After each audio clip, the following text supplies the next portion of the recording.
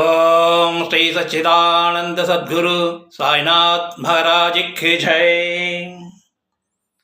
நமஸ்காரம்.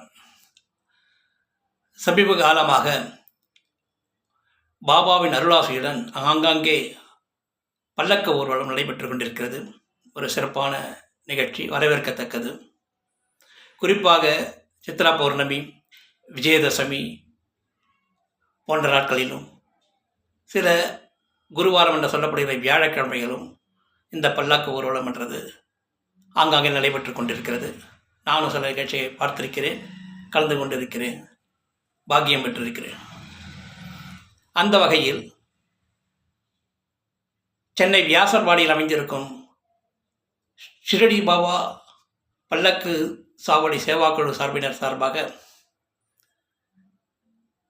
இந்த பல்லாக்கு ஊர்வலமானது நாளை, அதாவது 10ஆம் தேதி 12வது மாதம் நடைபெற உள்ளது.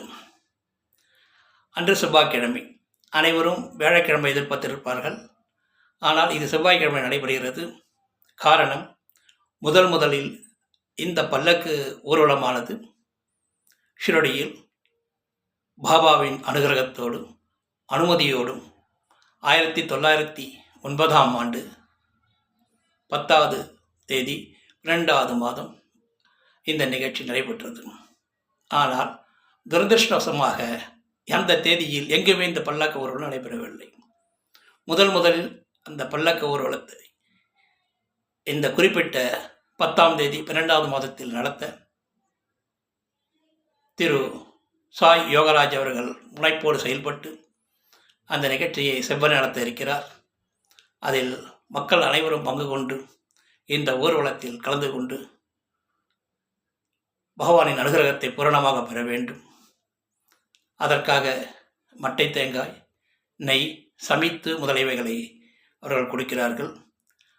அது இருமுடி மாறி கட்டிக்கொண்டு பல்லக்கு ஊர்வலத்தில் கலந்து கொண்டு வியாசர்பாடி ஸ்ரீ செல்வசாய் பாபா ஆலயத்திலிருந்து ஊர்வலமாக சென்று மூலக்கலை ஸ்ரீ ஷிரடி பாபா கோயிலில் நிறைவேற இருக்கிறது.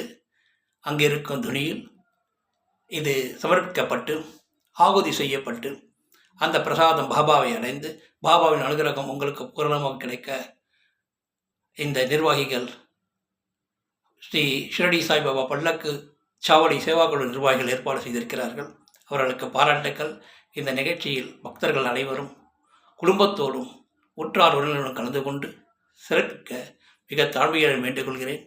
பாபாவின் அனுகிரகம் உங்களுக்கு பூர்வமாக கிடைக்கவும், உங்கள் பிரச்சனைகள் சீக்கிரம் தீர்ந்து என்றும் ஆனந்தமாகவும் சந்தோஷமாக வாழ்வும் வேண்டிக் கொண்டு விடைபெறுகிறேன். ஹரி ஓம் தஸ்ஸது.